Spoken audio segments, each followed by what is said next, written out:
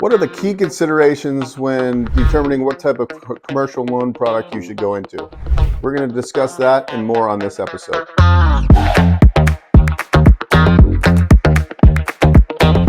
So you have a commercial loan request and you're trying to figure out, well, do I go to a bank, a credit union?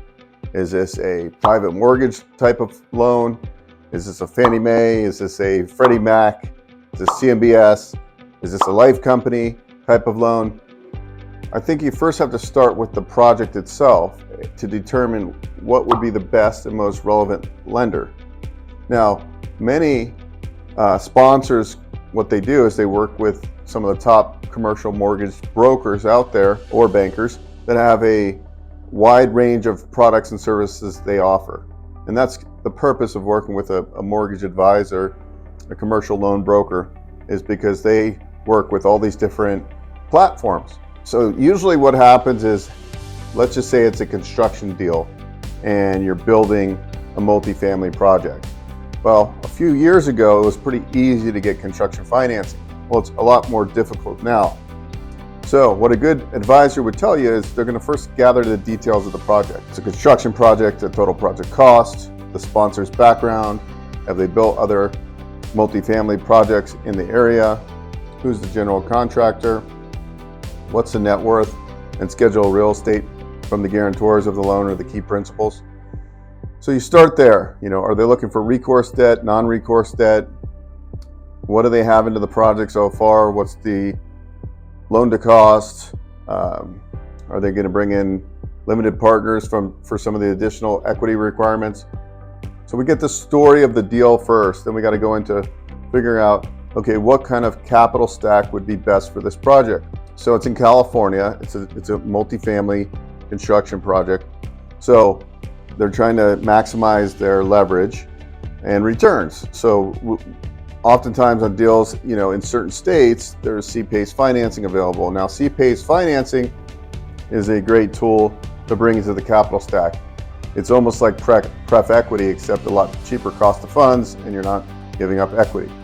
It works in conjunction with the senior loan, and it comes into the capital stack almost like pref equity, but it's like an assessment through the property taxes. So a lot of the banks don't like CPACE in the capital stack because it, in theory, has a senior priority on the deal. So when you're sizing up deals with CPACE in the capital stack, what I would recommend is first you size it with a CPACE lender, and let's say you get $6 to $7 million of proceeds on the sizing on this $32 million project. Well, now, as you're putting together the capital stack, you're going to go out and source a senior lender that is good with PACE in the capital stack, because they have to sign a intercreditor agreement. So many banks and credit unions are not familiar with CPACE. So what we do at our firm is we help navigate these loan requests and understand the nuances of putting together these complex capital stacks. Sometimes they have new market tax credits, different bonds involved in the total capital stack. So really it comes down to, what is the project? Who are the key players? What's the asset class, the location, and how much equity is coming into the deal, or what are the sponsors, what are they trying to do? Most sponsors are trying to put as little equity in as they can. Most, I should say. Now there's some well-capitalized sponsorship groups that have a big amount of investors already, so they can actually come in with 40 or 50% of total project costs. But I would say the majority, they're looking to leverage as much as possible with the most affordable debt structure they can. So when you're sourcing debt or you're starting the process, I would always recommend to talk to a banker, broker who understands the different programs out there, has big network of banks, credit unions, debt funds, life companies, lenders, CMBS lenders, and depending on what it is, and whether it's a multifamily, is it a hospitality project, is it ground up, is it a value add, is it a stabilized asset, These are all the considerations that we'll look at when putting together a debt and equity package to go out and raise the capital for your particular project. So it all starts there. So at minimum, as you're starting to go out and look for debt and equity pieces, you got to tell the story, executive summary, sources and uses, break down land costs, soft costs, hard costs. This could be a rough budget. Resume on the sponsors, financial statement with the schedule of real estate owned, pro forma. And this rough package is what we as mortgage advisors will help you put together, and it allows us to go and get some soft quotes, get some interest brewing from lenders out there, figure out, okay, what LTC will this bank do? We've got $6 or $7 million of PACE, and then we start laying out the deal and going to get term sheets.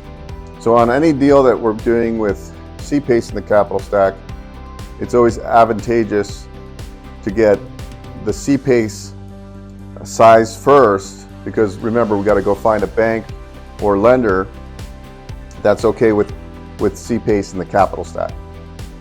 So that all being said, I believe working with somebody like myself or many others out there that do what I do and figuring out how to identify the best lender, how to get the deal done. And remember, it's a moving target. Today, a bank could say yes.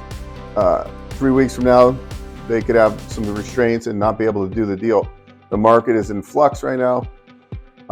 It's definitely a lot harder to get deals funded, but there's still a lot of dry powder. There's still lenders that are aggressive. It's just kind of navigating the waters and bringing them the right fit, the right project to get done. For example, right now, with rates being higher, Fannie and Freddie for multifamily agency loans isn't sizing as well as bringing it to some CMBS lenders who will arrange interest-only terms for the fixed rate portion. So they'll do like a 5-year fixed, and for the full 5 years it'll be interest only. So you can size the deal bigger.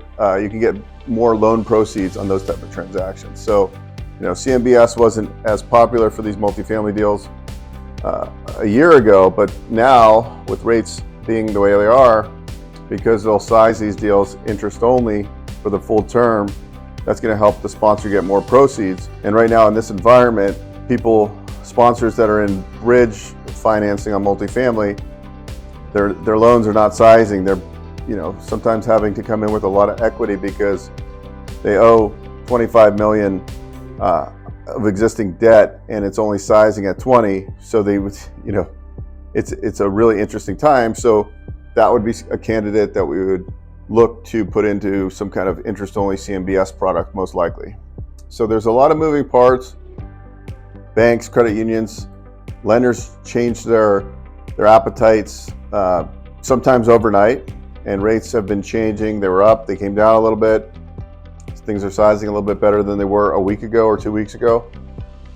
So that's the real premise is that you get somebody that you feel a level of comfort with, have discussions with a couple brokers, get some input from them on what products they think would be the best fit for your needs, and start there versus going direct to a bank because you have a relationship and going down 2-3 months with them and then figuring out that this isn't a good product for them. They're going to be very conservative.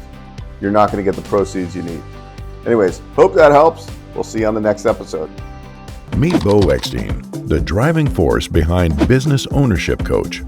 Unlocking the path to business ownership. Visit www.businessownershipcoach.com. Thrive with Business Ownership Coach. Hey guys, Bo Eckstein here. If you enjoyed what you saw, please subscribe to this channel. We talk all things financing. I've been in the lending industry for over 20 years, and I'm happy to answer your questions and provide great content.